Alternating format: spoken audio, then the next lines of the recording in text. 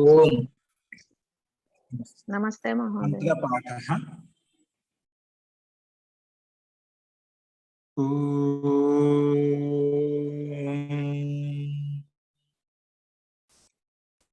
सहनाववतु सहनौ भुनक्तु सह वीर्यं करवावहै तेजस्विनावधीतमस्तु मा विद्विषावहै। ओम शांति शांति शांति।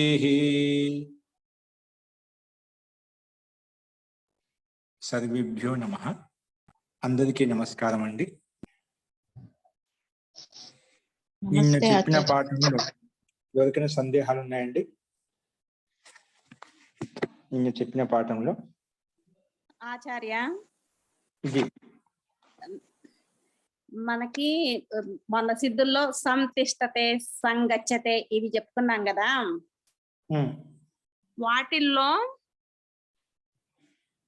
అనుస్వారము మారుతుంది కదా, చివరి అక్షరం కదా.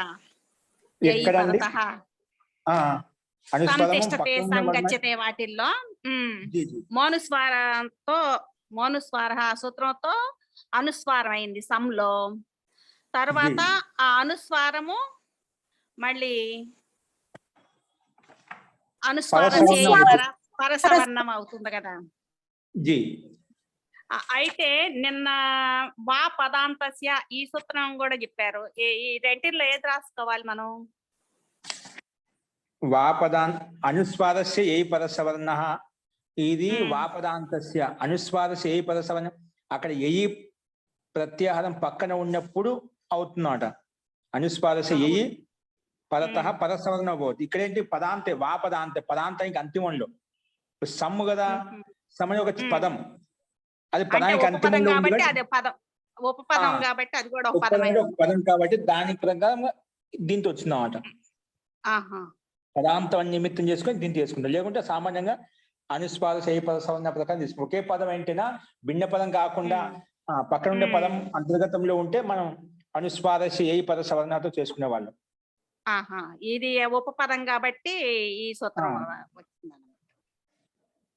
ఒకటి స్వతంత్ర పదం కాబట్టి దాని పదాంతానికి అంతిమంలో ఉందని చెప్పి ఆ పదాంత అనుస్వరానికి పద సవర్ణం చేసుకున్నాడు. అక్కడి నుంచి అనుభూతి వస్తుంది పైనుంచి ఇక్కడ కూడా పద సవర్ణం. అది కూడా ఉంది కదా, ఆ సూత్రం కూడా.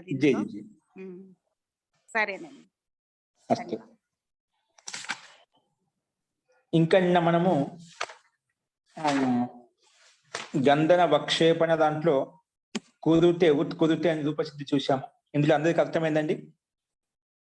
కుదిరితే రూపం శుద్ధి ఎలా వచ్చింది అర్థమైంది కదా. ఒక సందేహం ఉండే ఈ రూపసిద్ధిలో? అస్తు ప్రకృతవంశ రామ. ఇప్పుడు నిన్న చెప్పుకున్నాము ఉత్కుదిరితే ఒకటి ఎగ్జాంపుల్ చూసాము. కుదిరితే అనేది అన్నింటిలో కామన్ గా ఉంది, కేవలం ఉపసర్గాలు మారుతూ ఉంటాయి. ఎక్కడెక్కడ మారాయి కొంచెం మార్పులు ఏంటో అని ఇక్కడ కింద ఇచ్చారు. మనకు ఉదాహరణ చెప్పుకున్నాం, క్రమంగా చెప్పుకున్నాం. ఆ క్రమంలోంచే ఒక ఉదాహరణ ఏముంటుందంటే యదోదకస్య ఉపస్కురుతే. యద అంటే ఇంధనం, ఉదకస్య ఉపస్కురుతే అని ఒక ఉదాహరణ చెప్పుకున్నాం. యదోదకస్య ఉపస్కురుతే ఆ విషయంలో ఇక్కడ చెప్తున్నాడు. ఏం చెప్తున్నారు ఇక్కడ? యదోదకస్య దానికి అర్థం ఏం చెప్పాము? యదోదకస్య ఉపస్కురుతే అంటే ఇంధనము జలం యొక్క గుణాన్ని మారుస్తుంది. అంటే శీతలత్వ గుణాన్ని ఉష్ణ గుణంలోకి మారుస్తుందంట. స్వాభావికంగా జలం అంటే నీటి యొక్క గుణం అంటే శీతలత్వం. శీతలత్వ గుణాన్ని అగ్నితాపం చేత అది గుణాంతర ఆదానం అవుతుంది, అంటే వేరే ఉష్ణ గుణంలోకి మారిపోతుందన్నమాట. అలాంటి అర్థంలో అదేవిధంగా ఇంధనం ఉదకస్య ఉపస్కురితే అంటే గుణాంతరాదానం చేస్తుంది. ఉదకస్య అంటే నీటిని, ఉపస్కురితే అంటే గుణాంతరాదానం చేస్తున్నది, అంటే ఉష్ణత్వ గుణాన్ని తీసుకొస్తున్నది, గుణాన్ని పరివర్తన చేస్తున్నది. అలాంటి అర్థంలో ఇక్కడ వాక్యం చెప్పుకున్నాము. యదః ఉదకస్య ఉపస్కురుతే. యదః ఉదకస్య ఉపస్కురుతే సూత్రంలో యద అంటే ఇందని చెప్పి ఉదకస్య అని షష్ఠీ భక్తి ఏకవచనం, ఉపస్కృతి క్రియాపదం. కానీ ఉదకస్యలో ఇక్కడ షష్ఠీ భక్తి ఎలా వచ్చింది? మన కర్మ ఉండాలి కదా. ఇంధనము ఉదకాన్ని ఉపస్కృతి మారుస్తున్నది, ఇంధనము ఆ జలం యొక్క గుణాన్ని మారుస్తుంది అని ద్వితీయ భక్తి ఉండాలి కదా. కానీ షష్ఠీ భక్తి ఎందుకు వచ్చింది అంటే ఇక్కడ సమాధానం ఉదక అనే కర్మలోనే షష్ఠీ భక్తి ఎలా వచ్చింది? క్రియ ప్రతియత్నే. ప్రతియత్న అంటే చెప్పుకున్నాము, నేను చెప్పుకున్నా ప్రతియత్న అంటే గుణాంతర ఆధానం, గుణాంతర ఆధారం ఇలాంటి అర్థం ఉన్నప్పుడు అది అలాంటి అర్థంలో వచ్చినటువంటి కర్మ అనేది షష్ఠీ భక్తిలోకి మారిపోతుంది. కర్మార్థమే విభక్తి షష్ఠిలోకి మారిపోతుంది. అందుకే కర్మార్థంలో షష్ఠి అన్నమాట. ఇక్కడ కర్మలో ఉండాల్సింది ద్వితీయ భక్తిలో ఉండాల్సింది షష్ఠి. క్రియ ప్రతియత్నే మన ప్రకృతి సూత్రం ప్రకారంగా క్రియ ప్రతియత్నతో క్రియ ప్రతియత్నే అనే సూత్రం ప్రకారంగా 2-3-53 సూత్రం ప్రకారంగా ఆ సూత్రం ప్రకారంగా ఏమైపోయింది? ఇక్కడ కర్మలో షష్ఠీ భక్తి వచ్చింది. కర్మలు ద్వితీయ కర్మ అంటే ఏంటి? మామూలుగా కర్త ప్రథమ, కర్మ ద్వితీయ భక్తే ఉండాలి. కానీ ప్రతియత్నే అంటే గుణాంతర ఆధానంలో ఉన్నటువంటి క్రియ ధాతు ఏదైతే ఉందో అలాంటి అర్థంలో ఉన్న ధాతువుకు కర్మలో ద్వితీయ భక్తి కాకుండా కర్మలో షష్ఠీ భక్తి వస్తుంది అని చెప్పి ఈ సూత్రం స్పష్టంగా చెప్పినాను. దాని గురించి ఇక్కడ ఏదో ఉదకస్య ఉదకం ఉపస్కృతే అలా ఉండకుండా ఉదకస్య ఉపస్కృతే అని చెప్పి ఇక్కడ షష్ఠీ భక్తిలోకి పరిణామం చెందించిందంట. విపరిణామం అయిపోయిందన్నమాట. ఇక్కడ కూడా ద్వితీయ భక్తిలో ఉండాల్సిన విభక్తిని షష్ఠీ భక్తిలోకి విపరిణామం చెందించిందన్నమాట. అంటే షష్ఠీ భక్తి వచ్చింది. కర్మలో షష్ఠీ భక్తి ఎలా వచ్చింది? క్రియ ప్రతియత్నే. ప్రతియత్నం అంటే గుణాంతర ఆదాన అర్థంలో ఉన్నటువంటి క్రియ ధాతు చేత ఆత్మీయపదంలో ప్రత్యయం వస్తుంది. క్షమ్యతం ఏమొస్తుంది? షష్ఠి కర్మలో షష్ఠీ భక్తి వస్తుంది అని చెప్పి ఈ సూత్రం చెప్పింది. అస్తు. సో ఇది ఇక్కడ ఉదకస్లు షష్ఠీ భక్తి ఎలా వచ్చినది ఒక సంకేతం చూపించారు. ఇదే విధంగా ఇసి ప్రకారం కాండం గుడస్య ఉపస్కృతే, కాండం గుడస్య ఉపస్కృతి ఇక్కడ కూడా గుడస్య మే బి జానే. ఇదే నియమం ప్రకారంగా ఇక్కడ గుడస్య షష్ఠీ భక్తి కాండం అనేది మొక్క, పౌద, బెండి అంటే బెండకాయ చెట్టు యొక్క పౌద మొక్క అని చెప్పుకునేదా. అది చెట్టు ఏదైతే ఉందో ఆ చెట్ట బెల్లంలో ఉన్నటువంటి అశుద్ధితనాన్ని మొత్తం శుద్ధపరుస్తుందన్నమాట. అంటే ఎవరిని శుద్ధపరుస్తుంది? బెల్లమును శుద్ధపరుస్తుంది. అంటే బెల్లమును అంటే కర్మ ద్వితీయ భక్తి ఉండాలి కదా.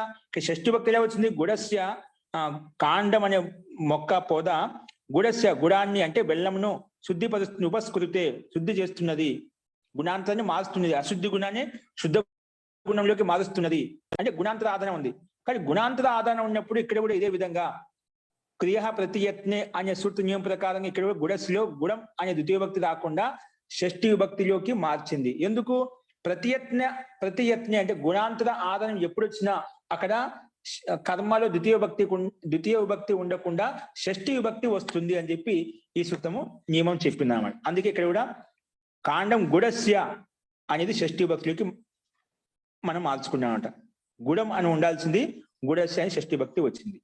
ఉపస్కృతే అది ఉపసర్గము, స్కృతే అనేది మనకు స్పష్టంగా అయింది.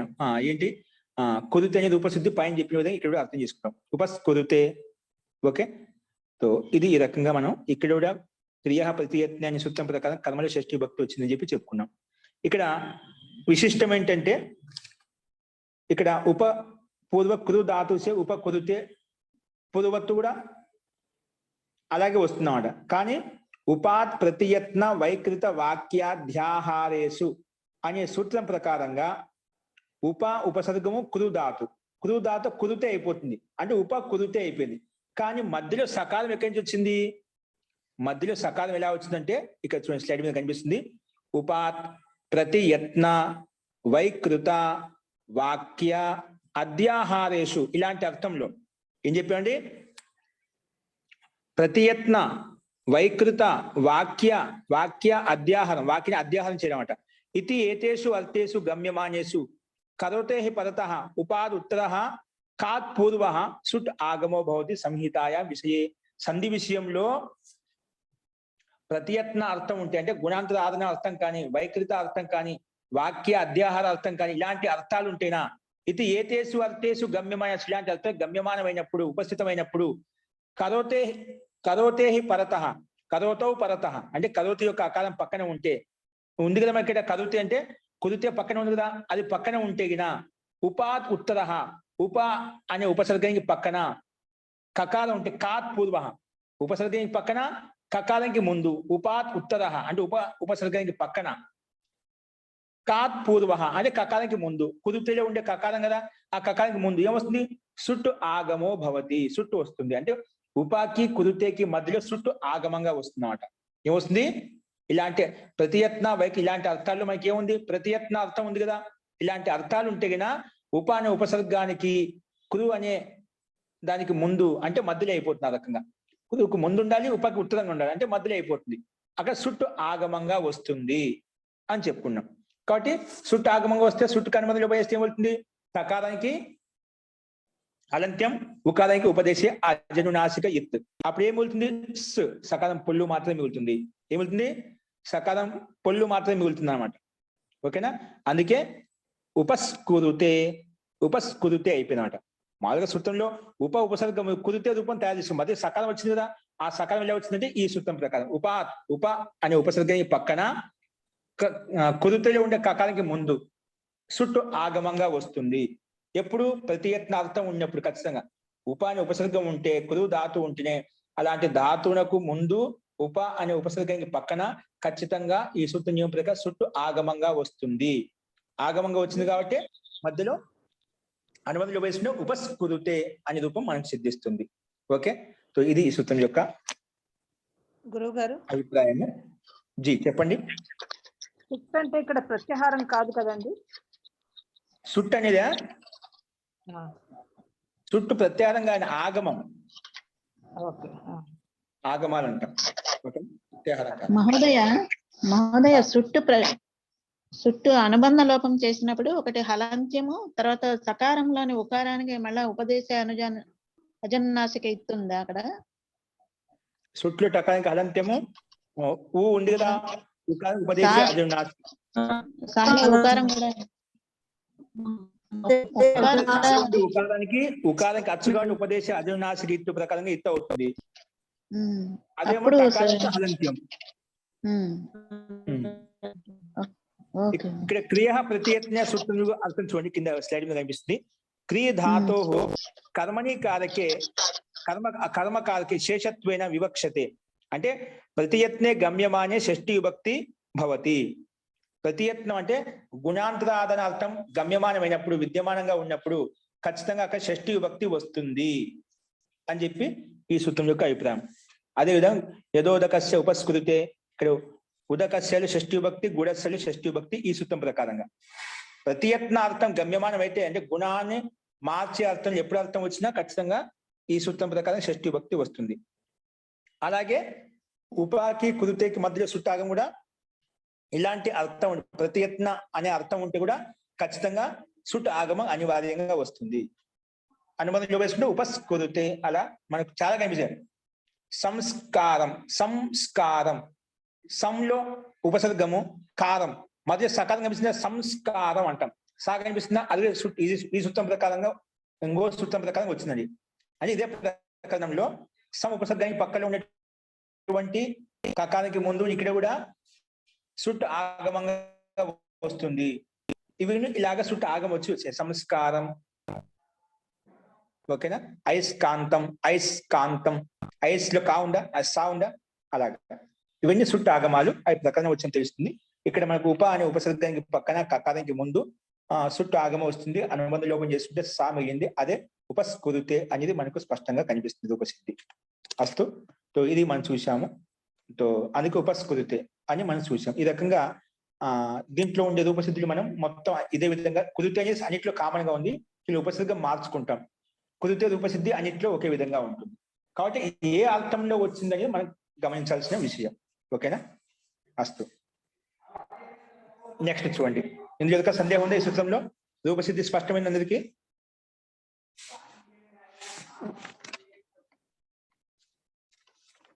ఓకే అండి. ప్రకృతి మనుషురామ చూసుకోండి. అధేహి ప్రసహనే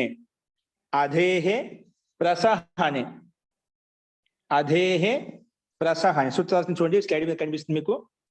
అధేహే ప్రసహనే.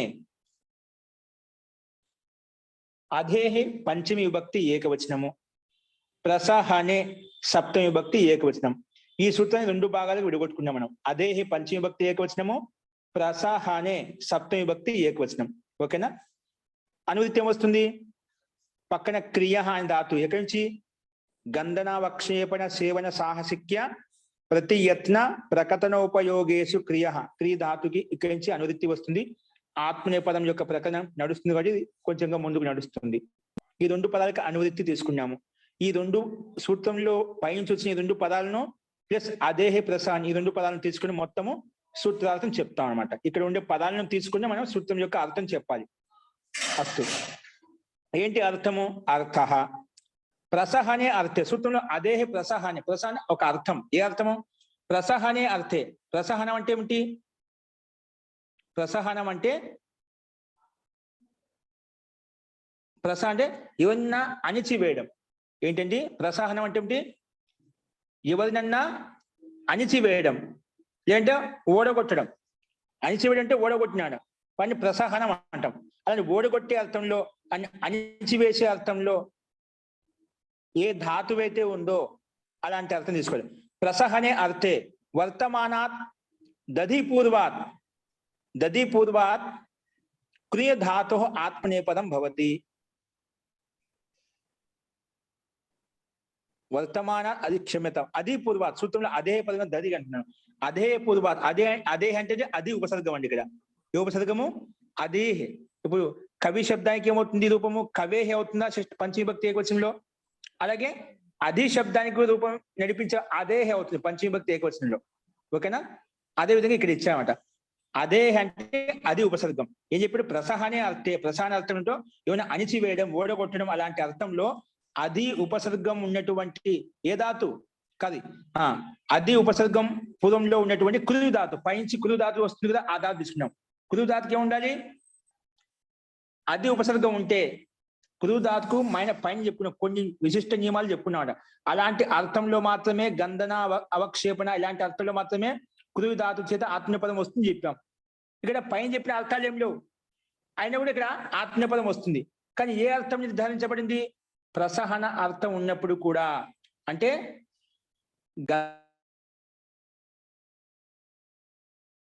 కాకుండా ప్రసహన అర్థం ఉన్నప్పుడు కూడా, ప్రసహన అంటే చెప్పినాం ఎవరిని అణిచివేయడం, ఓడగొట్టడం ఇలాంటి అర్థంలో కూడా కృది ధాతు చేత ఆత్మీయపదం వస్తుంది. కానీ ఎటువంటి ధాతు చేత? అది ఉపసర్గంలో ఉన్నటువంటి కృది ధాతు ఉందన్నమాట. అది కంపల్సరీగా ఉండాలి. కృది ధాతుకి ముందు అది ఉపసర్గం ఉండాలి, ప్లస్ ప్రసహనం అంటే ఎవరైనా అణిచివేయడం, ఎవరైనా ఓడగొట్టడం ఇలాంటి అర్థంలో మాత్రమే అలాంటి ధాతువు చేత, కృది ధాతు చేత ఆత్మనే పదం వస్తుంది. అది చెప్పాడు. ప్రసహనే అర్థే. ప్రసహన అర్థంలో అంటే ఓడగొట్టే అర్థంలో వర్తమానంలో ఉన్న వర్తమానాత్ అధి పూర్వాత్, వర్తమానం అది ఉపసర్గంలో ఉన్నటువంటి పూర్వంలో ఉన్నటువంటి కృయ ధాతువు చేత ఆత్మనేపదం భవతి. ఆత్మనేపదం వస్తుంది. అంటే కృయ ధాతుకు ఎప్పుడు ముందు అది ఉపసర్గం ఉన్నా అటువంటి ధాతుకి పక్కన ఖచ్చితంగా ఆత్మనేపద ప్రత్యయమే వస్తుంది. దాని సందేహం లేదు. పరస్మయ పద ప్రత్యయం రాదు, అనివార్యంగా ఆత్మనేపదమే వస్తుంది అని చెప్పి చెప్పుకున్నాం. అస్తు ఈ రకంగా మనం ఆత్మనేపదం వస్తుంది స్పష్టంగా మనకు అర్థమైంది. శత్రుం అధికురుతే. ఏంటండి? శత్రుం అధికురుతే. శత్రువును అధికురుతే అంటే శత్రువును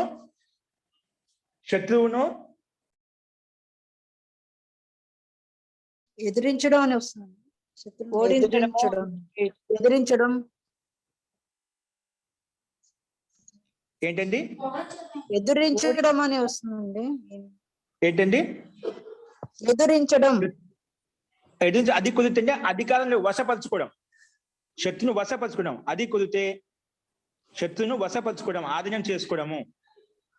శత్రువును వశపరుచుకోవడం అంటే తన ఆధీనంలో చేసుకోవడము. దాన్ని అది కుదిరితే ఇక్కడ అర్థం తీసుకుంటాడు. అది ఉపసర్గం, కృది ధాతుకి అర్థం వస్తుంది.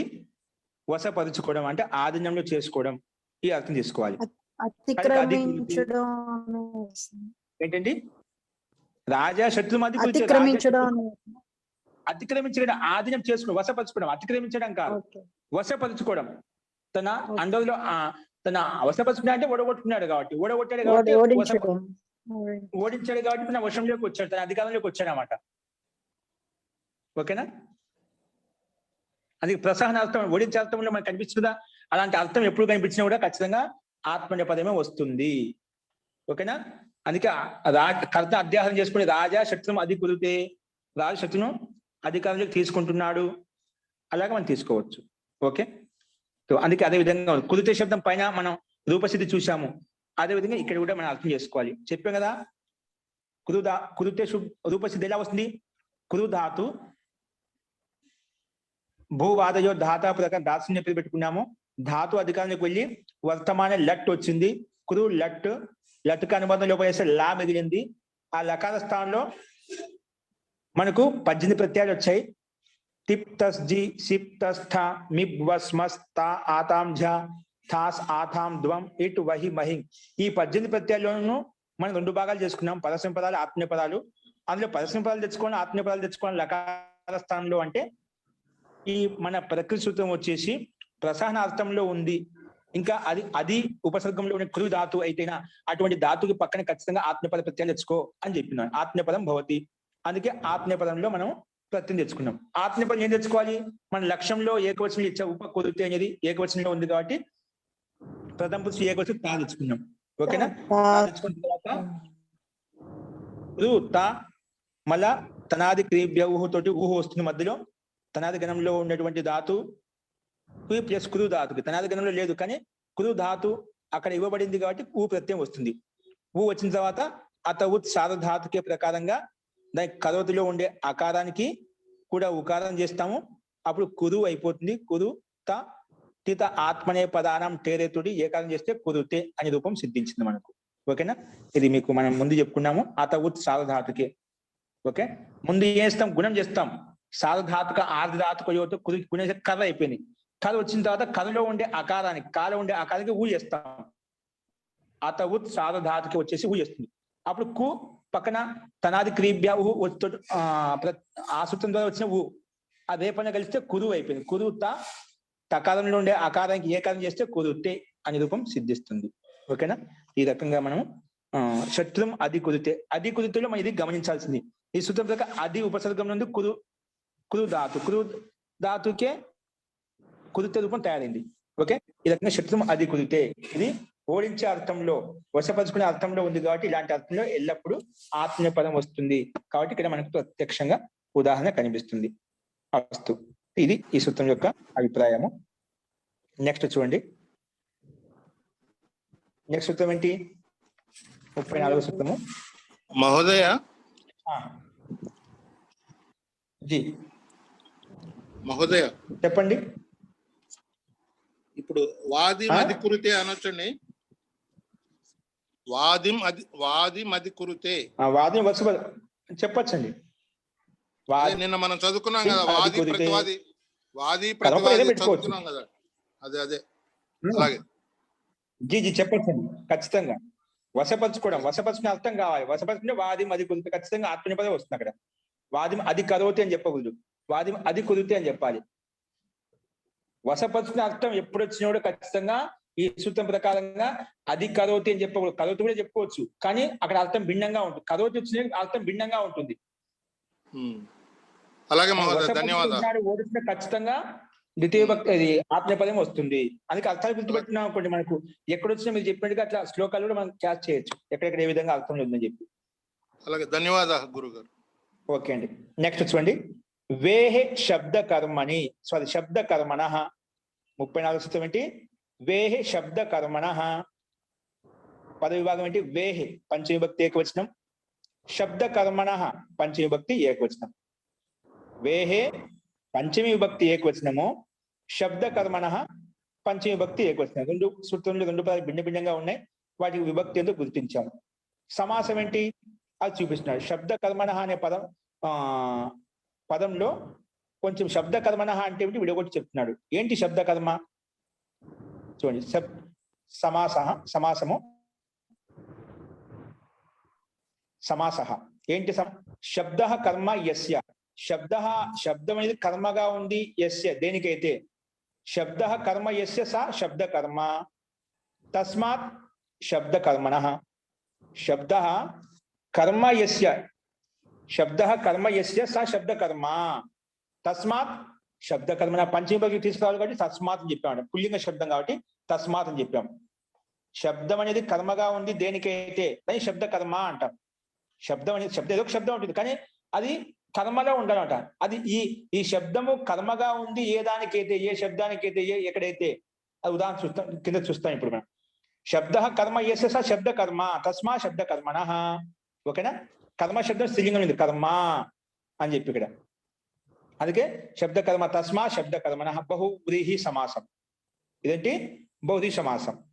ఇప్పుడు దీని యొక్క అనువృత్తి వస్తుంది క్రియ ఆత్మీయపదం. ఇక్కడ పైనుంచి క్రియ ధాతుకు అనువృత్తి వస్తుంది. ఇక్కడ కేవలము వి ఉపసర్గం ఒకటి తీసుకున్నామట. వి ఉపసర్గం తీసుకున్నాం, ముందు అది ఉపసర్గం తీసుకున్నాము. ఇక్కడ వి ఉపసర్గం ఉన్నప్పుడు ఆత్మీయపదం వస్తుందని చెప్పి నియమం చెప్తున్నామట. ఏంటి చూడండి. క్రియ వి పూర్వాత్, వి సూత్రంలో వి ఉంది, వే అంటే వి అండి.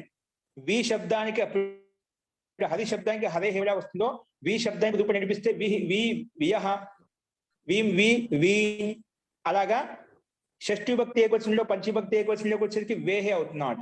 అందుకే పంచభక్తిని చూపించాడు. అస్తు. వి పూర్వాత్ శబ్ద కర్మణః. శబ్ద కర్మ అంటే చెప్పినాం, శబ్ద కర్మ, శబ్దం అనే కర్మగా ఉంది యస్య ఏ దానికైతే, సా శబ్ద కర్మ అని చెప్పాం. అది చెప్పాం. వి పూర్వాత్ శబ్ద కర్మణః క్రియ ధాతు ఆత్మనేపదం భవతి. క్రియ ధాతువు చేత, అలాంటి క్రియ ధాతు వి ఉపసర్గంలో ఉంటే, అటువంటి వి ఉపసర్గంలో ఉన్నటువంటి క్రియ ధాతు చేత ఆత్మనేపదం వస్తుంది. కానీ ఎలా ఉండాలి? శబ్ద కర్మ ఉండాలి. శబ్దం అనేది కర్మగా మారిపోవాలి. ఏంటి? ఉదాహరణ ఇచ్చారు.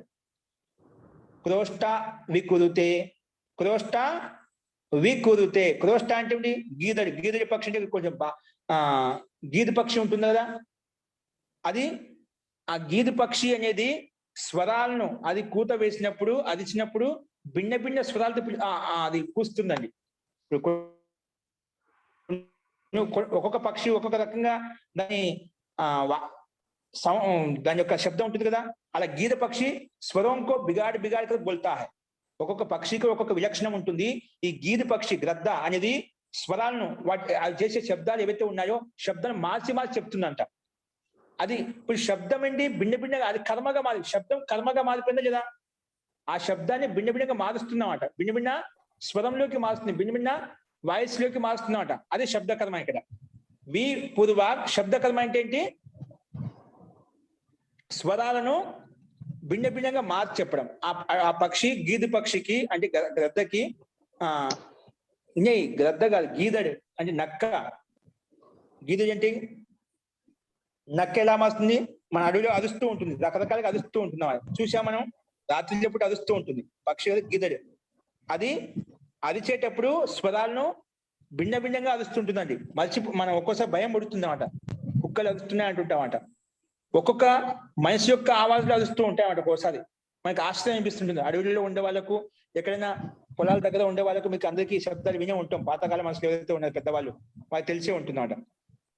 గీదనే లోమిడి అంటామట. నక్కలో ఒక జాతి చాలా భయంకరంగా ఉంటాయన్నమాట.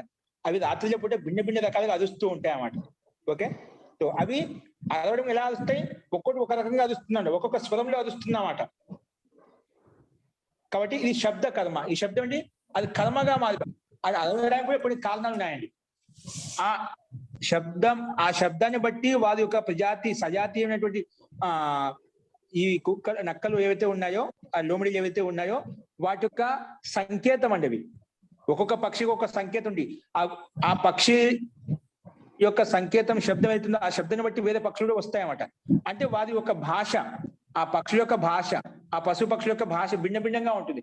ఆ ఒక్కొక్క స్వరం చేత ఒక్కొక్క సంకేతాన్ని అందజేస్తుంటాయి వాటి సజాతీయ పక్షుల కోసం అన్నమాట. వాటికి కొన్ని కారణాలు ఉంటాయన్నమాట. సరే, ఏది ఏమైనా అది కర్మగా అదే శబ్దాన్ని భిన్న కర్మలు చేస్తున్నామట. ఒకే స్వరాన్ని ఒకే గీదడి అనేది, గీద అంటే లోమిడి లాంటిది. ఆ కుక్క అనేది రకరకాలుగా స్వరాన్ని మారుస్తుంది, కర్మ మారుస్తుంది. ఆ శబ్దమే కర్మగా మారిపోయిందన్నమాట. ఆ కర్మ భిన్న స్వరాలతో మారుస్తూ అరుస్తూ ఉంది. అది ఇక్కడ శబ్ద కర్మగా తీసుకోవాలి. అందుకే క్రోష్ట వికురుతే స్వరాలను. క్రోష్ట అంటే ఏమిటి? గీదడి అని చెప్తే లోమిడి లాంటిది, తోడేళ్ళు అంటాం కదా, అది.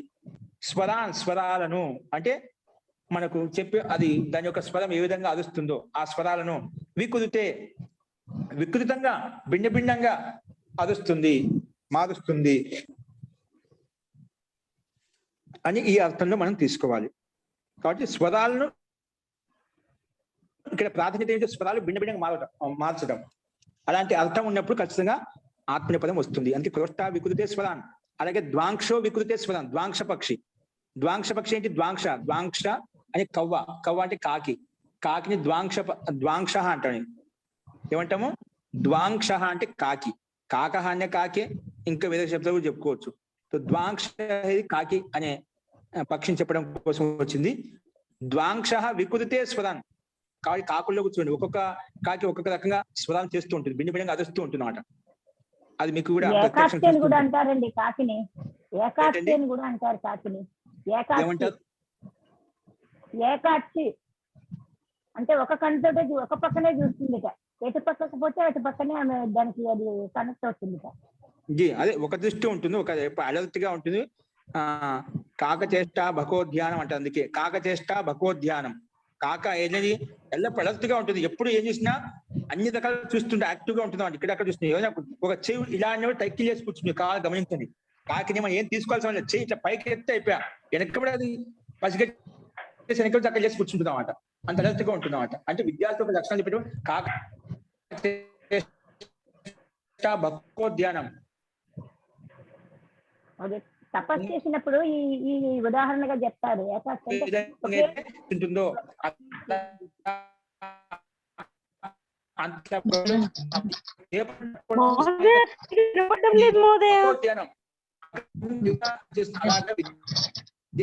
వాయిస్ వినబట్టం లేదండి, బ్రేక్ అయిపోతాను వాయిస్. ఏంటండి? కాకచేష్ట భగవద్. కుక్క కూడా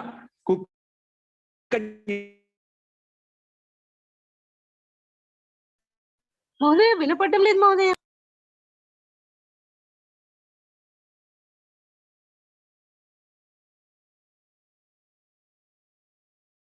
లేచి కూర్చుంటుంది అన్నమాట. అలాగా స్వానిద్ర, కాకచేష్ట భగవద్ధ్యానం, స్వానిద్ర గుర్తు రావడం లేదు.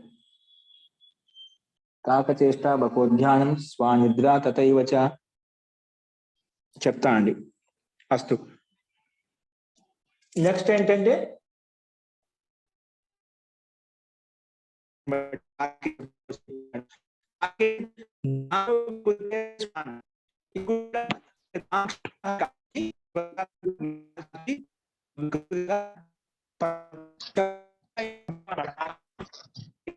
మహోదయ వినబట్టం లేదు. మహోదయ వినపడడం లేదు మహోదయ.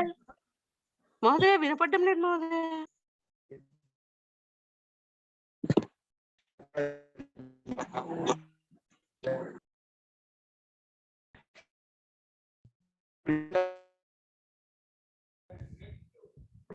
వాయిస్ బ్రేక్ అయిపోతుంది.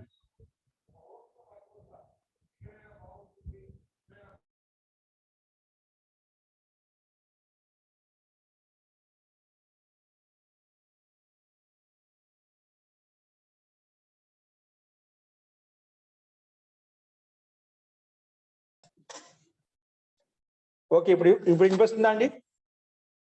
ఇప్పుడు వినిపిస్తుంది మహోదయ. వినిపిస్తుంది. ఓకే అండి.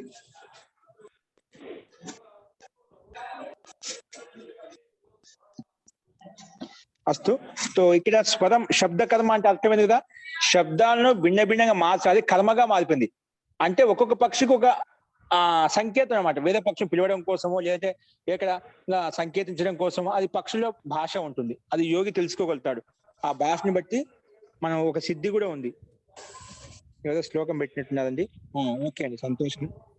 కాకచేష్ట భగవద్ధ్యాన స్వానిద్ర తథైవ చ అల్పాహారి గృహత్యాగి విద్యార్థి పంచలక్షణం.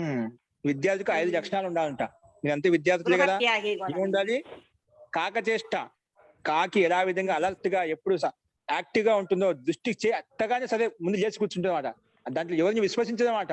అది రాయి చేత కొట్టే వేరే విషయం, భయపెట్టినప్పుడు అంత యాక్టివ్ ఉంటుంది. అలాగే విద్యార్థి ఎల్లప్పుడు అలర్ట్ గా ఉండాలి. బకధ్యానం బక అంటే కొంగ విధంగా ఒంటికాల మీద తపస్సు చేసినట్టు యాక్టివ్ గా ఉండి చేప రావడం గట్టుకున్న పట్టుకుంటుందో అలాగా భగవద్ధ్యానం. మనం ప్రతి విషయం గురువు ఏం చెప్తున్నారు, అధ్యాపకులు ఏం చెప్తున్నారు వెంటనే క్యాచ్ చేసే విధంగా ఉండాలి. ఎల్లప్పుడు జాగరూకంగా వింటూ ఉండాలన్నమాట. అది రాగానే క్యాచ్ చేసి ఈ శబ్దానికి ఇది మీనింగ్ అని చెప్పి భగవద్ధ్యానం. కొంగ యొక్క ధ్యానం అంటే అంత జాగరూకంగా యాక్టివ్ గా ధ్యానపూర్వకంగా వినాలి. అలాగే స్వానిద్ర. నిద్ర ఎలా ఉంటుంది? జాగరూకంగా. కుక్క పడుకున్నప్పటికి కూడా ఏ చిన్న శబ్దం రాగానే అలర్ట్ గా ఉంటుంది. అలాగే మన నా బ్యాగ్ తెచ్చిస్తారు నాది. అలాగా విద్యార్థి కూడా ఎల్లప్పుడూ అలర్ట్ గా ఉండాలి, స్వానిద్రలో ఉండాలి. ఎప్పుడు నిద్రపోతుగా ఉండకూడదు, తమో గుణంతో యుక్తమై ఉండకూడదు. ఎప్పుడు యాక్టివ్ గా ఉండాలి, ఎప్పుడు ఏ టైంలో పిలిచినా కూడా సన్నద్ధంగా ఉండాలి. ఇది విద్యార్థుల లక్షణం, స్వానిద్ర ఉండాలి. అలాగే గృహత్యాగి. ఒక విద్య నేర్చుకోవాలనుకున్నప్పుడు గృహం మీద మమత్వం ఉన్నాయనుకోండి, ఆ గృహత్యాగం చేయలేనుకోండి, మనకు విద్య నేర్చుకోలేం, విద్యను అభ్యసించలేం. అది గృహత్యాగి అనివార్యం. విద్యార్థి ఖచ్చితంగా విద్యార్థి అనుకుంటామని గృహం త్యాగం చేయాలి. ఇంటి సమస్యలు ఇంటి గొడవలు పెట్టుకున్నాం అనుకుంటే ఏమవుతుంది? విద్య అభ్యసించలేమట, మనసంతా ధ్యానించలేమట, అక్కడ వెళ్ళిపోతుంటుంది. అది గృహత్యాగి. అలాగే గృహత్యాగి అల్పాహారం చాలా అనివార్యం. ఆహారం కూడా ఎక్కువగా కడుపుని తిన్నాం అనుకోండి, తమో గుణం ఆక్రాంతం చేస్తుంది. అలాగే తమో గుణంతో వచ్చినప్పుడు అక్కడ మొత్తం తమో గుణం ఆచరించడం వల్ల నీకు ఆలస్యం, ప్రమాదం, ఇవన్నీ బద్ధకం, ఇవన్నీ వచ్చేస్తాయి. అలా బద్ధకం, ఆలస్యం, ప్రమాదం వచ్చాయనుకోండి నిద్ర వచ్చేస్తుందన్నమాట. ఆ నిద్రాలు వ్యక్తికి ఏం చెప్పినా అర్థం కాదు, పై వెళ్ళిపోతుంటుంది. ఒకసారి మా అష్టాది చెప్తుంటాం, పాఠం చెప్తుంటా హాయిగా ఉపన్యాసం, ఏదో భాగవత కథ స్టార్ట్ అయ్యిందండి. భాగవతం కథ స్టార్ట్ అయిన వెంటనే ఇంకా అయిపోయా, ముందు కూర్చున్న వాళ్ళకి నిద్ర వచ్చేస్తున్నా, కళ్ళు మూసుకోపోతూ ఉంటాయన్నమాట. ఎందుకు? ఎక్కువ తిని ఉండొచ్చు, రాత్రి సరిగ్గా నిద్రపోకపోయి ఉండొచ్చు, లేదంటే అల్పాహారం తక్కువ తిని ఉండొచ్చు. ఒక లిమిట్ లో ఉండాలన్నమాట. కుర్చీ వేసుకుని దగ్గరగా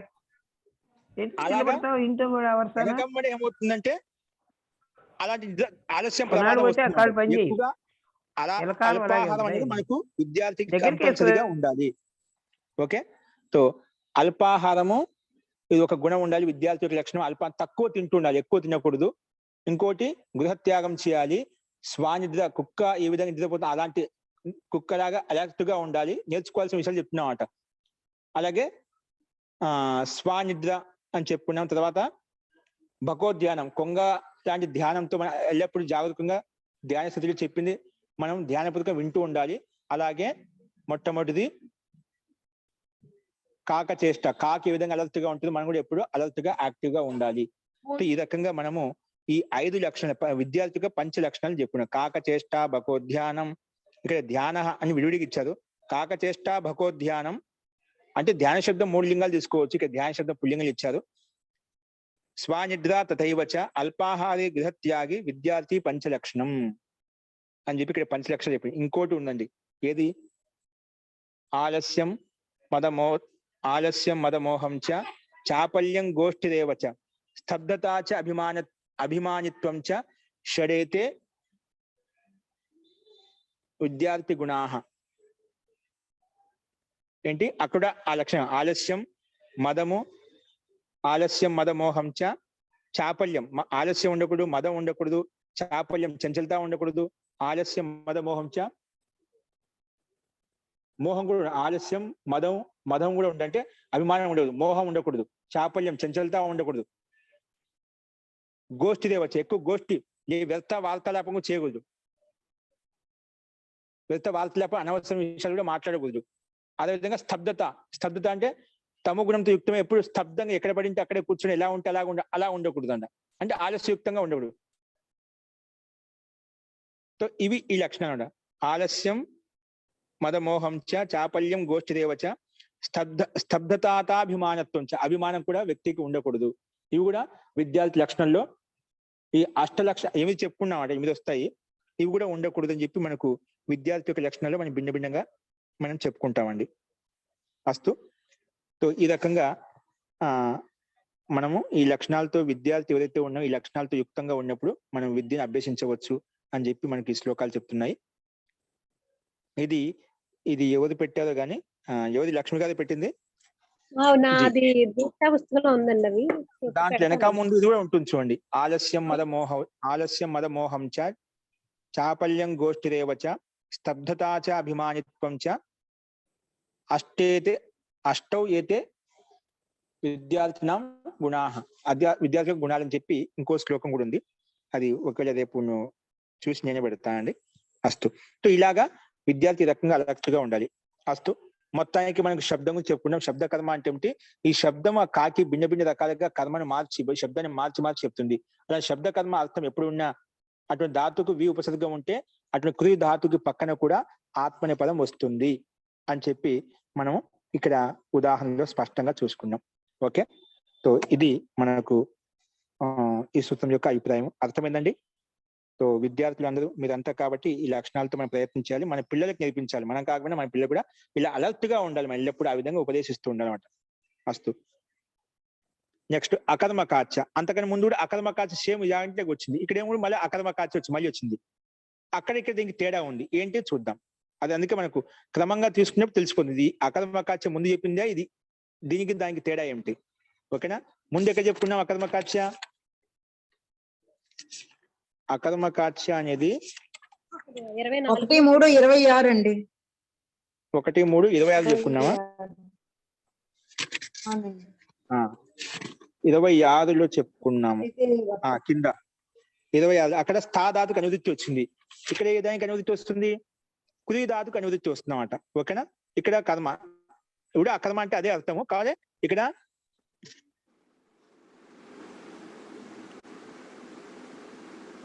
కుది ధాతు తీసుకున్నాం, అక్కడ స్థా ధాతు తీసుకున్నాం. అర్థంలో ధాతులో తేడా ఉంది అనమాట.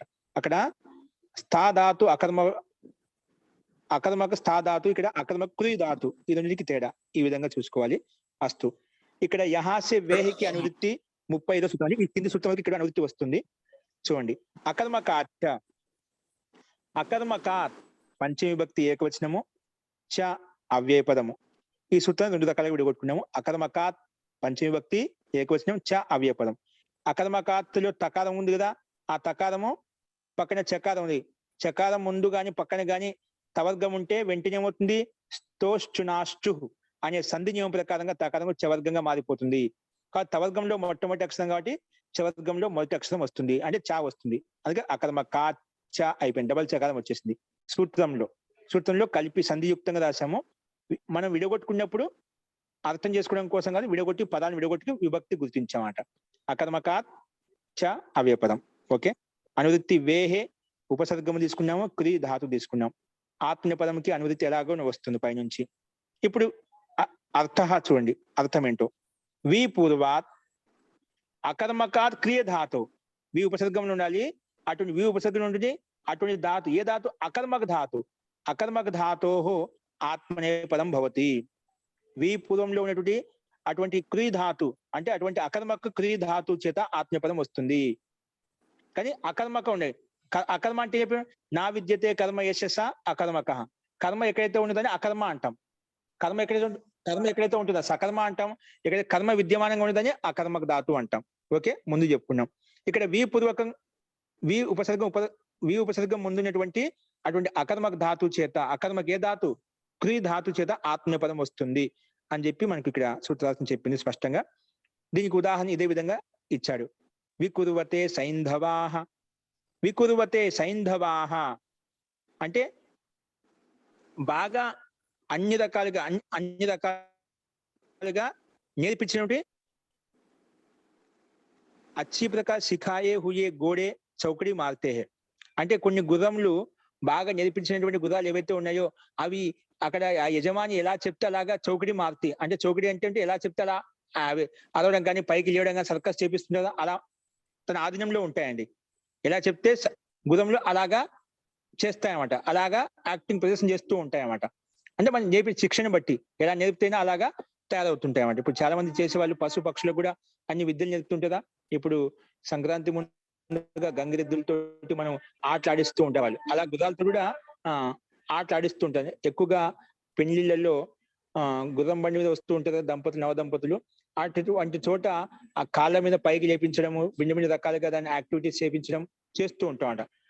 అది ఇక్కడ ఆ రకం చెప్పారు ఇక్కడ. అంటే బాగా నేర్పించినటువంటి గుణములు ఏవైతే ఉన్నాయో ఎలా చెప్తే అలా చౌకడి మార్చి అంటే ఎలా చేయాలంటే అలా చేస్తూ ఉంటాయి అన్నమాట. అస్తు. కొన్ని ఇంకోటి ఏంటంటే చౌకడి మార్చి అంటే బాగా అవి మన ఆధీనంలో చేస్తారు, కొన్ని ఆధీనం లేకుండా మన ఇష్టానుసారంగా విచ్చలవిడి స్వచ్ఛందంగా తిరుగుతూ ఉంటామట. అది కూడా ఒక అర్థం తీసుకోవచ్చు. సరే, అక్కడ విచ్చలవిడిగా అది ఎగురుతుంది అన్నప్పుడు అది వేరే విషయం. ఎందుకు ఎగురుతుంది అడిగామన్నమాట. అది స్వచ్ఛందంగా ఉంది, ఎగురుతుంది. ఎందుకు ఎగురుతుందంటే అది ఏదైనా కారణం ఉండొచ్చు. ఆ కారణం చెప్పినాం, కర్మ చెప్పినాం, అందుకే అకర్మక ధాతు. ఓకేనా? అస్తు. తో వికుర్వతే సైంధవాహ, అలాగే ఓదనస్య పూర్ణాహ ఛాత్రాహ వికుర్వతే. బాగా కడుపు నుండే విద్యార్థులు బాగా అన్నం తిని ఎగురుతున్నారంట. స్కూల్ పిల్లలు కావచ్చు, పిల్లలు కావచ్చు, కొంతమంది విద్యార్థులు కావచ్చు, బాగా కడుపు నుండి తిని చేస్తాము, ఇలాగ ఎగురుతూ ఉంటామంట. అదే చెప్తున్నా ఇక్కడ. ఎగురుతున్నా, ఎందుకు ఎగురుతున్నా అంటే అక్కడ కర్మ అడగమంట. సంతోషం ఆనందం ఎగురుతున్నారు, మరి ఎందుకు ఎగురుతున్నా కర్మ అడగమంట. అందుకే అకర్మక ధాతు. ఓకేనా? ఓదనస్య పూర్ణాహ ఛాత్రాహ, పూర్ణాహ ఛాత్రాహ ఓదనస్య వికుర్వతే. అంటే ఓదనస్య షష్ఠి భక్తి, కర్మలో షష్ఠి భక్తి వచ్చింది. ఇక్కడ కూడా ఏమొచ్చింది? కర్మలో షష్ఠి భక్తి వచ్చిందన్నమాట. అస్తు. తో ఇక్కడ కూడా బాగా కడుపు నిండా అన్నం తిని ఛాత్రులు అంటే విద్యార్థులు వ్యర్థంగా ఇక్కడ అక్కడే గంతులు వేస్తున్నారు అన్నమాట. అది వ్యర్థంగా అంటే వాళ్ళ సంతోషం, దాంట్లో ఎగరడంలో ఒక సంతోషం, ఆనందం అన్నమాట. అలాంటి అర్థంలో ఇక్కడ వికుర్వతే. ఇది కూడా అకర్మక. ఇప్పుడు గంతులు వేస్తున్నప్పుడు ఎందుకు ఏమిటి అడగమంట, అది ఒక ఆనందం అంతే. ఎందుకు ఎగురుతున్నాం అని అడగం అక్కడ. కాబట్టి అకర్మక ధాతు కృతి ధాతు చేత వి ఉపసర్గంలో ఉంటే కూడా ఆత్మీయపదం వస్తుంది. సో వి కురువతే అని చెప్పి ఇక్కడ అదే విధంగా ఉదాహరణ చూసామంట. వి కురువతే మనకు లక్ష్యం, కానీ వికురువత యొక్క ప్రయోగం ఎక్కడ ఏ విధంగా ఇచ్చామనేది మనం ఇక్కడ వాక్యం మొత్తం చూపించామంట. అంతే. ఓదనస్య, ఓదనమును పూర్ణాహ ఛాత్ర, ఓదనం పూర్ణంగా తిని ఛాత్రులు వికురువతే ఎగురుతున్నారు, గంతులు వేస్తున్నారు. వికురువతే సైంధవాహ, బాగా నేర్పించిన గుర్రములు అవి యజమా ఎలా చెప్తే అలా ఎగురుతున్నాయి. ఓకే, అది ఇక్కడ ఈ సూత్రం యొక్క అభిప్రాయం. అదే విధంగా ఉదాహరణ ఇచ్చారు. ఇటువంటి స్థితిలో ఇలాంటి అర్థంలో ఉన్నటువంటి అకర్మక ధాతు చేత కూడా ఆత్మీయపదం వస్తుంది అని చెప్పి మనము ఇక్కడ చెప్పుకున్నాము. అదే విధంగా ఇక్కడ రూపసిద్ధు సేమ్ ఇక్కడ కింద ఇచ్చాడు. వి ఉపసర్గము కురు. కురు ఎలా వచ్చింది? కురు మనకు తెలుసు కదా. ఓకే, కురు ప్లస్ జ, ఆత్మీయపదంగా జ వచ్చింది. కురువతే రూపం తీసుకున్నాం. వికురువతే, కురువతే, కురుతే, కురువాతే, కురువతే. ఓకే, కురువాతే, కురువతే వస్తుంది. అస్తు. కురు శబ్దం మనకు ఎలా వచ్చు మనకు తెలుసు. అతవుత్ సార్వధాతుకే ప్రకారంగా గుణం చేస్తాం. గుణం చేసిన తర్వాత అతవుత్ సార్వధాతుకే వచ్చి కురు చేస్తుంది. పక్కన అక్కడ ఆత్మీయ పదంలో తా కాకుండా బహువచనంలో ఝా తెచ్చుకుంటాం. ఝా వచ్చిన తర్వాత వి కురు ఝా. ఇక్కడ ఝాకో ఆత్మనే పదే స్వనత అనే సూత్రం ప్రకారం అత్ వస్తుందండి. ఆత్మనే పదేసు, ఆత్మీయ పదంలో ఉన్నటువంటి ఝకారం ఎక్కడైతే ఉందో దాని స్థానంలో అత్ వస్తుంది. ఆత్మనే పదే స్వనత అనే సూత్రం ప్రకారంగా అత్ వస్తుంది అన్నమాట. అత్ వచ్చిన తర్వాత ఏమవుతుంది? ఝ అత్. ఓన్లీ ఝా స్థానంలో అత్ వస్తుంది, జాలో ఉండే ఆ అలాగే ఉంటుంది, అందుకే అత అయిపోతుంది. ఏమవుతుంది? అత, ఆగలిపితేనా. వి కురు అత. ఇప్పుడు కురులో ఉండే ఉకారము, అతలో ఉండే అకారం, రెండింటి మధ్య ఈకో చీ ప్రకారం సంధి చేస్తాం, ఎనాదేశ సంధి చేస్తాం. తో కురులో ఉండే ఉకారానికి ఏమవుతుంది? ఎన సంధి ఊకి వా అవుతుంది. వా అయిపోతే ఏమవుతుంది? వికురు వా అయిపోయిందంట. వా హలంతం వస్తుంది. వా హలంతానికి పక్కన వకారం ఏది ఉంది అది దాంట్లో కలిసిపోతుందన్నమాట.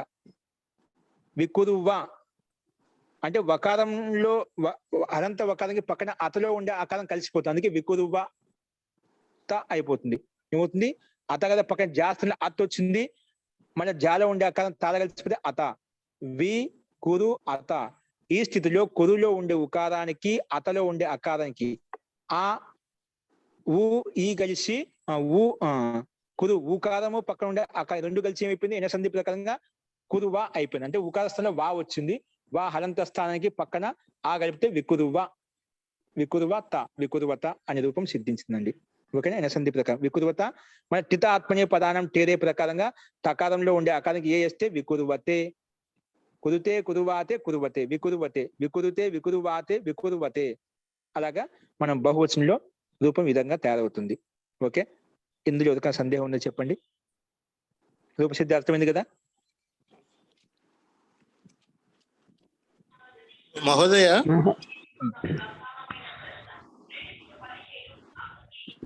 చెప్పండి శోభనాథ్ గారు. ఇక్కడ అకర్మకాత్ చ అని 2 పదాలు పెట్టారు కదండి సూత్రంలో. ఆ, అకర్మకాత్ అనేది అది కర్మ కాకుండా ఉండాలో తెలుస్తుంది. ఈ చ ఆ. అనేది ఎందుకు పెట్టారండి? చ అనేది ఎందుకు పెట్టారండి?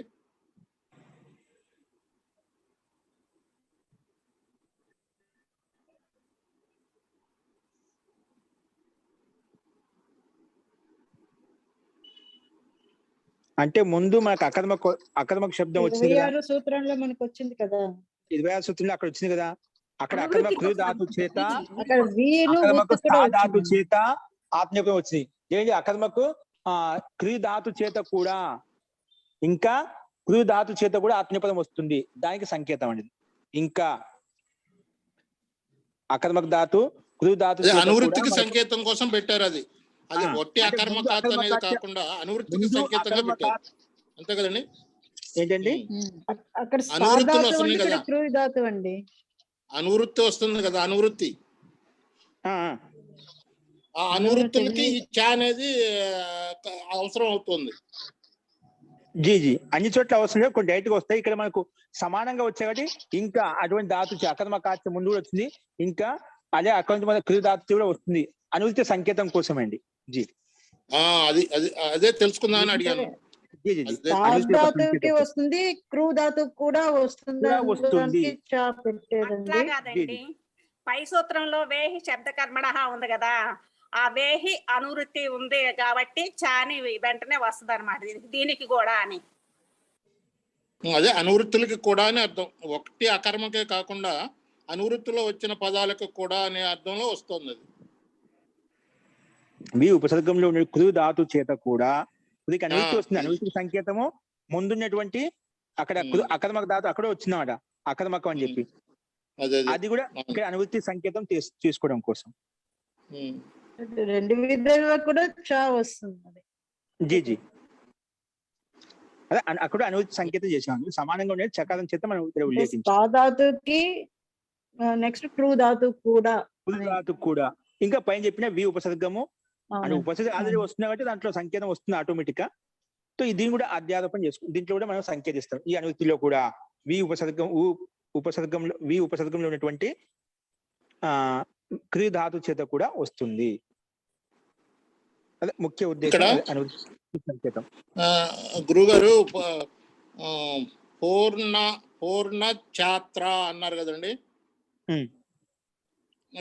వికుర్వతే. ఎందుకంటే ఎక్కువ మంది విద్యార్థులు ఉన్నారు కాబట్టి వాళ్ళు ఎగురుతున్నారు అని అర్థం వస్తుంది. సంతోషంతో ఎగురుతున్నారు, ఎందుకంటే వాళ్ళు పూర్ణంగా అది భోజనం చేశారు కాబట్టి. అలాగే మనం అష్టాధ్యాయి బాగా పూర్ణంగా నేర్చుకుంటే మనం కూడా ఎగరొచ్చు కదండి. ఖచ్చితంగా అండి. శబ్దంలో ఆనందం, మహత్య ఆనందం వస్తుంది. శబ్దాలతో ఆడుకోవచ్చు.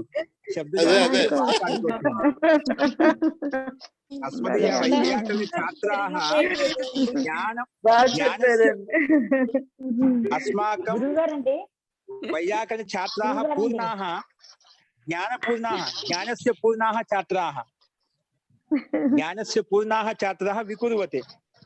జ్ఞానంతో పరిపూర్ణమైనటువంటి ఛాత్రులు. అట్లా కాదు గురుగారు, అష్టాధ్యాయ జ్ఞానస్య పూర్ణస్య. ఎందుకంటే అష్టాధ్యాయ జ్ఞానం విశేషణం కలుపుకోవచ్చు. జ్ఞానం అంటే ఏదైనా మన వేద జ్ఞానం ఉంటాం. అష్టాధ్యాయ జ్ఞానస్య ఛాత్రాः పూర్ణాः ఛాత్రాः పూర్ణంగా వికుర్వతే. ఆ రోజు ఎప్పుడు వస్తుందా అని ఎదురు చూస్తూ ఉంటాం. ఖచ్చితంగా లీనమై ఉండండి. ఖచ్చితంగా ఒక రోజు చాలా బాగుందండి. శోభనాద్రి గారు బాగా చెప్పారు. అనుకోవడం కూడా చాలా బాగుంది. గురువు గారండి, సాధన అయిపోయాక ఆశ్రమాల్లో కూడా మేమందరం కూడా ఇట్లానే లాస్ట్ డే ఏంటంటే అంతా అయిపోయిందని చెప్పి ఆనందంతో ఏవేవైతే అనుభవించేమో తపస్సులోను మేము కూడా అదే ఆనందాన్ని అనుభవిస్తాము. ఖచ్చితంగా అండి. అదే ఇంకా కొంచెం లోపలి ఇలాగే కంటిన్యూ చేస్తుంటే ఇంకా మహతి ఆనందంలోకి లోపలికి దిగుతూ లోపలికి వెళ్తూ అదే గుర్తొచ్చింది ఇప్పుడు మీరు చెప్పింది ఈ మాట. నాకు అదే మాకు అదే గుర్తొచ్చింది. సంతోషం అండి. కాబట్టి అందుకే మనం ముందుకు చెప్పిన ఏ శబ్ద బ్రహ్మ నిష్ణాత సా రాగద్వేషాలు పరబ్రహ్మ. ఒక్కొక్కసారి పోతూ ఉంటాయి. బ్రహ్మలో నిష్ణాతుడు ఏదైతే వాడు పరబ్రహ్మ తెలుసుకోగలుగుతాడు. అదే రాగద్వేషాలు ఒక్కొక్కసారి చేసినప్పుడు తగ్గుతున్నప్పుడు చాలా ఆనందంగా ఉంటుంది.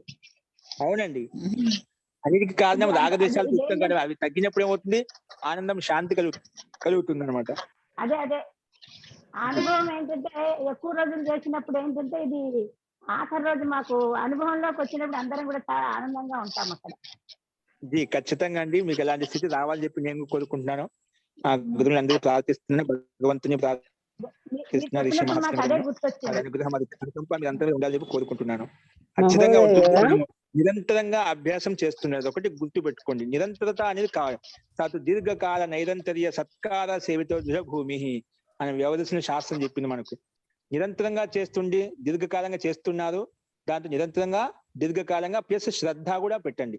అర్థమైనా కాకుండా శ్రద్ధ అని మనం వింటున్నాం, శ్రద్ధ వింటే ఖచ్చితంగా రాదు అనే ప్రశ్న లేదు, దాని సందేహం లేదు. ఎందుకంటే 30 రోజులు దగ్గర ఒక్కొక్కసారి క్లాసులో కూర్చుంటామండి, మాట్లాడడం, ఎవరితో ఇది ఉండదు, పొద్దున్న నుంచి రాత్రి దాకా. ఇవన్నీ అయిపోయేసరికల్లా ఏకభుక్తం మాకు ఉంటుంది. లాస్ట్ రోజు అయిపోయాక చాలా ఆనందంగా ఉంటాం. అంటే వాటి యొక్క ఫలితాన్ని అనుభవిస్తాం అన్నమాట. కాలం ప్రాప్తించిన తర్వాత 30 రోజులు కాదు, 300 30 రోజులే కాకుండా 300 రోజులు కూర్చునే సందేహం లేదు. మీకు ఏ అర్థంగా 300 రోజులు కంటిన్యూ కూర్చునండి. మళ్ళా 300 రోజులు అంటే సంవత్సరానికి అయిపోయిన తర్వాత కూడా మళ్ళీ నెక్స్ట్ రౌండ్ ఏంటి, కాశికాలో మళ్ళీ ఇదే స్టార్టింగ్ నుంచి మళ్ళీ చదువుతామండి. మళ్ళీ వృద్ధి ఆలోచించి ప్రత్యాశించి అక్కడ లోపల దిగాలన్నమాట, ఒక మెట్టుగా లోపల దిగుతామన్నమాట, అక్కడ మళ్ళీ చదువుకుంటూ వస్తాం. అప్పుడు ఇది ముందు చెప్పిన మొత్తం అంతా సాక్షాత్కారం అవుతున్నాం అన్నమాట. అది అస్తవ్యస్తంగా ఉంటుంది మనకు. అప్పుడు ఇదంతా స్పష్టం ఇదే బాగుంటుంది అనిపిస్తున్నాం అన్నమాట. ఇది కూడా అయిపోయిన తర్వాత మహాభాషలోకి దిగిన తర్వాత ఓ దీనికన్నా ఇదే బాగుందని చెప్పి మనకి కాశిక మొత్తం నీకు ఆత్మసాతం అయిపోతున్నాం అంట. ముందుకు వెళ్ళిపోతుంటే ఇదేనా అని చెప్పి మీకు. కాబట్టి ఏదైనా గ్రంథాంతే దశ యథార్థ స్వరూపం పోతుంది, గ్రంథానికి అంతిమంలో యథార్థంగా తెలుస్తుంది అన్నమాట. జీ సత్యవతి గారు చాలా ఆనందంగా ఉందండి, ఇది విన్నాక మాకు అదే గుర్తొచ్చింది. ఓకే అండి, మీ ఆనందం ఎప్పుడు ఇలాగ ఉండాలని చెప్పి నేను కోరుకుంటున్నాను. నిర్మలా గారు, ఇక్కడ ఘోడే చౌకడి మారతే హై అన్నారు. చౌకడి మారతే ఏంటి మహోదయ? అరవడం, ఇది కూడా మనం ఒక చిందులు ఏ విధంగా వేస్తున్నారో చౌకడి మారి గట్టిగా అరవడము తెలుసా. గుర్రాలు పైకి లేవాలి, యజమాని ఇట్లా పైకి అంటే పైకి లేస్తుంటారు. గుర్ర సవాలు చేసే వాళ్ళు చూడండి, గుర్రాన్ని పైకి లేపుతారు, 4 కాలం మీద 2 కాళ్ళు ముందు కాళ్ళు పైకి లేపుతూ ఉంటాయి. ఇంకోటి అంటే మనకు కాలు దువ్వుతుంటాయి. ఇప్పుడు ఎద్దులు గాని బాగా మదం ఎక్కినప్పుడు ఏమవుతుందంటే కొంచెం బాగా అతి ఉత్సాహంలో ఉన్నప్పుడు, బాగా సంతోషంగా ఉన్నప్పుడు అవి మట్టిని దువ్వుతూ ఉంటాయి అన్నమాట కింద కాళ్ళతోటి. కాళ్ళతో ఎన్నికి లాగుతూ ఉంటాయి అన్నమాట. అలాగే కుక్కలు కూడా చూడండి, ఎప్పుడైనా ఆదవేసేప్పుడు బాగా ఉత్సాహంగా ఉన్న కొట్లాడేటప్పుడు ఏమవుతాయి, కాలు మట్టి ఎన్నికి తోస్తూ ఉంటాయి అన్నమాట. అది ఎప్పుడు అత్యంత స్థితి గంభీరంగా ఉన్నప్పుడు, లేదంటే మామూలుగా అత్యంత సంతోషంలో ఉన్నప్పుడు. అట్లా చౌకడి మనుషులు కూడా అంటారు మహోదయ, కయ్యానికి కాలు దూకుతున్నావు అంటారు మనుషులను. కయ్యానికి కాలు దూకుతున్నావు అని. అవును, అలాగనమాట. అర్థమైంది మహోదయ, అర్థమైంది. మనకి వేద శాస్త్ర ఈ దీంట్లో వచ్చే ఉదాహరణ చాలా లౌకిక వ్యవహారాలతో పనికొచ్చే విషయాన్ని దీంట్లో వస్తాయన్నమాట. ఎందుకంటే శాస్త్రం నుండి విషయాలను కూడా మనకు ఉదాహరణగా వస్తాయి కాబట్టి మనకి ఇవన్నీ కూడా అన్ని రకాలుగా ఆలోచించే శక్తి సామర్థ్యం పెంపొందిస్తాయండి. అస్తు ఓకే అండి, ఈ రకంగా మనం 35 సూత్రం వరకు మనం చూసాము, వీటి యొక్క ఉదాహరణ కూడా చూసాము. నెక్స్ట్ సూత్రము ఇంకా దీనికి ఆత్మీయ పదానికి సంబంధించినటువంటి సూత్రాలు, ఇంకా ఎక్కడెక్కడ ఆత్మీయ పదం వస్తుంది, ఏ సందర్భంలో వస్తుంది అనేది మనం రేపు చూద్దామండి. అస్తు మంత్ర పాఠ.